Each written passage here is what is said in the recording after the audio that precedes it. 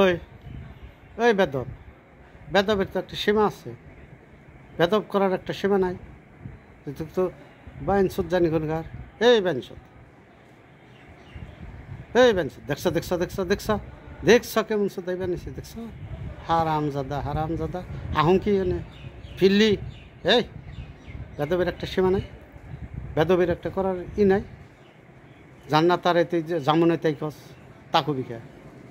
হ্যাঁ, এই তাকু বিকা তোর রেঙ্গে ভাত খাই না, তুই তো তার রেঙ্গে ভাত খাই। হ্যাঁ, তা বেদবের একটা সীমা নাই। হ্যাঁ, তা করবি কে তুই? তা করবি কে?